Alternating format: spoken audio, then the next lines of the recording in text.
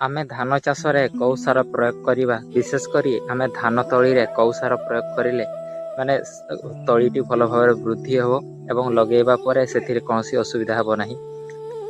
ମୁଁ ଆଜି ଯେହେତୁ ଦୋକାନ ଯାଇଥିଲି ତ ସାର ଆଣିବା ପାଇଁ ହିଁ, ତ ଗୋଟେ ନୂଆ ଚାଷୀ ଭାଇ ହିଁ ମାନେ ଦୋକାନୀ ଭାଇଙ୍କୁ ପଚାରୁଥିଲେ, ମୋତେ ପଚାରୁନଥିଲେ, ସେ ଦୋକାନୀ ଭାଇଙ୍କୁ ପଚାରୁଥିଲେ ଯେ ମୁଁ କୋଉ ସାରଟେ ଦେବି, ମୋର ମାନେ ତଳି ପକାଇଛି ତ ସେଥିରେ ବୃଦ୍ଧି ହେଉନାହିଁ, ତ କୋଉ ସାରଟି ପକାଇବି। ତ ଆପଣମାନଙ୍କ ଯଦି ସେମିତି ଯେଉଁ ନୂଆ ଚାଷୀ ମାନେ ବି ଯେଉଁମାନେ ଯଦି ଆପଣମାନେ ଜାଣିନାହାନ୍ତି ଯେ ଧାନ ତଳିରେ କୋଉ ସାର ପ୍ରୟୋଗ କରିବା ଏବଂ ଧାନ ରୋଇବା ପରେ କିମ୍ବା ଲଗାଇବା ପରେ କୋଉ ସାର ପ୍ରୟୋଗ କରିବା ଏବଂ ଧାନର ଯେଉଁ ମାନେ ବୃଦ୍ଧି ହେବା ସମୟରେ ଯେଉଁଠିକି ଆମେ ଚାପାଣ କହିଥାଉ, ତ ସେହି ସମୟରେ କେଉଁଟା ପ୍ରୟୋଗ କରିବା, ତ ସେଇଟା ହିଁ ବିଷୟରେ ଆଜିର ଭିଡ଼ିଓରେ ଜାଣିବା। ତ ନମସ୍କାର ଚାଷୀ ଭାଇମାନେ, ମୁଁ ଉପେନ ଆପଣମାନଙ୍କୁ ଓଡ଼ିଆ ଏଗ୍ରୋଟେକ୍ ୟୁଟ୍ୟୁବ୍ ଚ୍ୟାନେଲରେ ସ୍ୱାଗତ ଜଣାଉଛି।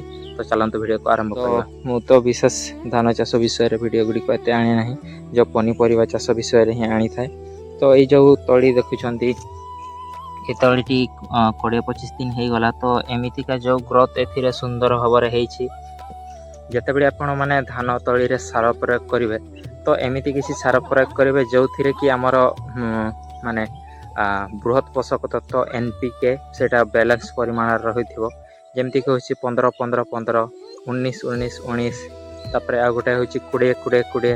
ତ ସେ ସାର ଗୁଡ଼ିକ ଯଦି ମିଳିପାରୁଛି, ତ ଧାନ ତଳି ତ ଆମେ ତ ସ୍ପ୍ରେ ତ କରିପାରିବାନି, ଆମକୁ ସେଇ ଦାନାଦାର ହିଁ ଫିଙ୍ଗିବା ପାଇଁ ପଡ଼ିବ।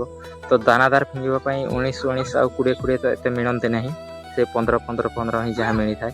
ତ ସେଇଟାକୁ ବି ଆପଣମାନେ ଦେଇପାରିବେ। ଆଉ 10-26-26 ଯେଉଁ ଗ୍ରୋମର ସାର ଆସୁଛି, ତା ସହିତ କିଛି ପରିମାଣରେ ୟୁରିଆ ଟିକେ ମିଶାଇବେ, ନହେଲେ ୟୁରିଆ ନ ମିଶାଇବା ଦରକାର, କାରଣ ୟୁରିଆ ଦେଲେ ଆପଣ ସେ ଗଛଟିକୁ ମାନେ ବହୁତ କଅଁଳିଆ କରିଦିଏ ଆଉ ଉଠାଇବା ସମୟରେ ଛିଣ୍ଡିବାର ସମ୍ଭାବନା ରହିଛି। ତ ସେ ବାଲାନ୍ସ ସାରକୁ ପ୍ରୟୋଗ କରିବେ ଯେଉଁଥିରେ କି NPK ମାନେ ନାଇଟ୍ରୋଜେନ୍, ଫସ୍ଫରସ୍, ପଟାସ୍ ମାନେ ସମାନ ପରିମାଣରେ ରହିଥିବେ।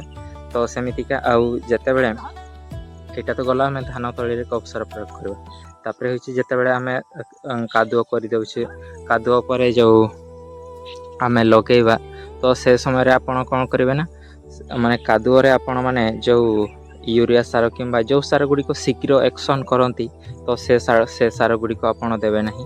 କାରଣ ସେ ସାର ଗୁଡ଼ିକ ଆପଣ ଯଦି ଦେଉଛନ୍ତି, ସେମାନେ ତୁରନ୍ତ ସେଥିରେ ମାଟିରେ ମିଶିକରି ମାନେ ଚେର ପାଇଁ ଉପଲବ୍ଧ ହେବେ, କିନ୍ତୁ ଆମ ଗଛ ତ ଏତେ ଶୀଘ୍ର ରେଡ଼ି ହେଇନାହିଁ ଯେ ସେ ଗଛଟି ମାନେ ତାକୁ ଗ୍ରହଣ କରିବ।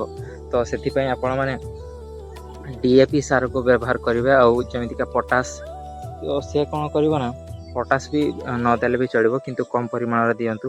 DAP ସାର ଆପଣମାନେ ଖାସିୟତ ଗୋଟେ ଜାଣିଛନ୍ତି, DAP ସାର ହେଉଛି ମାନେ ସେ ବହୁତ ଧୀରେ ଧୀରେ ତାର ଆକ୍ସନ୍ କରିଥାଏ। ତ ଆପଣ ଥରେ ଯଦି ତାକୁ କାଦୁଅରେ ଦେଉଛନ୍ତି, ସେ ବହୁତ ଦିନ ପର୍ଯ୍ୟନ୍ତ ତାର କାମ କରିବ। ତ ସେଥିପାଇଁ ମାନେ କାଦୁଅରେ DAP ସାରକୁ ହିଁ ଦିଅନ୍ତୁ। ଯେଉଁ ଗ୍ରୋମର ସାର ସେଇଟା ମାନେ ତୁରନ୍ତ ଆକ୍ସନ୍ କରେ, ମାନେ ବହୁତ ଶୀଘ୍ର ଗଛକୁ ଯୋଗାଇଥାଏ। ତ ବହୁତ ଶୀଘ୍ର ଯୋଗାଇଲେ ତ ଆମର ଚେର ତ ଏବେ ବର୍ତ୍ତମାନ ବେଶୀ ବୃଦ୍ଧି ହେଇନି, ତ ତାକୁ ଦେଲେ ମାନେ ବେଶୀ ବେନିଫିଟ୍ ହେବ ନାହିଁ। ତ ସବୁବେଳେ ଆପଣମାନେ DAP ସାରକୁ ଦେବେ, ଯେଉଁଟାକି ଦାନାଦାର ଦେବା ପାଇଁ ବି ସୁବିଧା ହେବ। ଆଉ DAP ଦେବେ, ଆଉ ସିଙ୍ଗଲ ସୁପର ଫସଫେଟ୍ ଆପଣ ଦେଇପାରିବେ ତ ଭଲ କଥା, ନହେଲେ ନଦେଲେ ଚଳିବ।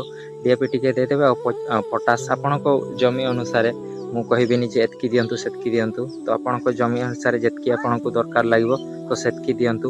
ସବୁବେଳେ ଚାହିଁବେ ଯେ ଗୋଟେ ପ୍ରକାର ସାର ଦେବେ ନାହିଁ, କାରଣ DAP ସାର ଯଦି ଆପଣ ଦେଉଛନ୍ତି ସେଥିରେ ଆଉ ନାଇଟ୍ରୋଜେନ୍ ଆଉ ଫସ୍ଫରସ୍ ହିଁ ଅଛି, ତ ପଟାସ୍ ପାଇଁ ଆପଣମାନଙ୍କୁ ଅଲଗା ପଟାସ୍ ଦେବା ପାଇଁ ପଡ଼ିବ।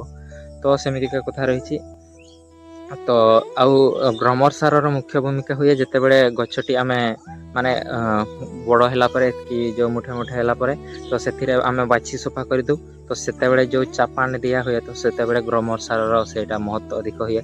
କାରଣ ସେ ଗଛକୁ ଗ୍ରୋମର ସାରରେ ଯେହେତୁ ଯେମିତିକା ହେଉଛି 10-26-26, ତ ସେଥିରେ 3ଟି ପୋଷକ ତତ୍ତ୍ୱ ମାନେ ପୁରା ରହିଛନ୍ତି। ତ ସେତେବେଳେ ଆମେ ତାକୁ ଯେଉଁ ଦେଉଛୁ, ତାହେଲେ ଯେଉଁ ନାଇଟ୍ରୋଜେନ୍ ଗଛକୁ ବି ବଢ଼ାଇବ, ଆଉ ଫସ୍ଫରସ୍ ସେ ଗଛକୁ ଶକ୍ତି ମଧ୍ୟ କରାଇବ, ଆଉ ଯେଉଁ ପଟାସ୍ ସେ ରୋଗ ପ୍ରତିରୋଧକ ଶକ୍ତି ବଢ଼ାଇବ ଏବଂ ତାକୁ ଫୁଲ ଫଳ ଆଣିବା ପାଇଁ ରେଡ଼ି କରିବ। ତ ସେମିତିକା କଥା ରହିଛି, ଆପଣମାନେ ଏଗୁଡ଼ିକ ନିହାତି ଭାବରେ ଧ୍ୟାନ ରଖନ୍ତୁ। ଆଉ ହାର୍ବିସାଇଡ଼୍ ବ୍ୟବହାର କରିବେ ନା ନାହିଁ, ତ ଆମେ ତ କରୁନାହିଁ। ଯେତିକି ଆମର ଧାନ ଚାଷ କରା ହୁଏ, ଆମର ଘାସ ମରା ଦିଆ ହୁଏ ନାହିଁ। ତ ସେଇଟାର ବି କାରଣ ରହିଛି, ଯେଉଁମାନେ ଦେଉଛନ୍ତି ସେମାନେ ତାଙ୍କ ଅନୁସାରେ କରିବେ। ଆମର ବାଛା ହୁଏ ହାତରେ ହିଁ। ତ ସେମିତିକା କଥା ରହିଛି। ଆପଣ ଯେଉଁ ଧାନ ତଳି ଅବସ୍ଥାରେ କିମ୍ବା ଯେକୌଣସି ଫସଲରେ ବି ଯେବେ ପ୍ରାଥମିକ ଅବସ୍ଥାରେ ସାର ଦେଉଛନ୍ତି ତ ସେତେବେଳେ ଟିକେ ବାଲାନ୍ସ ପରିମାଣରେ ଦେବେ। କିନ୍ତୁ ଧାନ ଚାଷ ଅଲଗା ଆଉ ପନିପରିବା ଚାଷରେ ଅଲଗା। ପନିପରିବା ଚାଷରେ ଆମେ ବେଡ୍ ସିଷ୍ଟମରେ କରୁଛୁ କିମ୍ବା ମନ୍ଦା ପଦ୍ଧତିରେ କରୁଛୁ, ତ ସେଥିରେ ଆମେ ସବୁ ଢାଳି ଦେଉଛୁ। କିନ୍ତୁ ଏଥିରେ ତ ସେମିତି କରିପାରିବାନି, ତ ଏଥିରେ ସାର ପ୍ରୟୋଗ କରିବା ପ୍ରଣାଳୀ ମଧ୍ୟ ଅଲଗା ରହିଛି। ହଁ, ଆଉ ଯେତେ ୟୁରିଆ ସାରକୁ ଏଥିରେ ଆପଣ କେତେବେଳେ ପ୍ରୟୋଗ କରିବେ, ଯେଉଁଠିକି ଆପଣମାନଙ୍କୁ ଯଦି ଗ୍ରୋଥ୍ ଦେଖାଯାଉନଥିବ, ମାନେ ଗଛ ଗୁଡ଼ିକ ଯଦି ବଢ଼ୁନାହିଁ, ତ ସେତେବେଳେ ୟୁରିଆ ସାର ଦେଇପାରିବେ। ତ ସେମିତିକା କଥା ରହିଛି। ଏଗୁଡ଼ିକ ଛୋଟ ଛୋଟ ଜିନିଷ ଗୁଡ଼ିକ ଆପଣମାନେ ନିହାତି ଧ୍ୟାନ ରଖନ୍ତୁ। ଧାନ କିଆରି କେମିତି ପ୍ରସ୍ତୁତି କରି କ'ଣ କରିବେ ସେଇଟା ତ ଆପଣମାନେ ସମସ୍ତେ ଜାଣିଛନ୍ତି।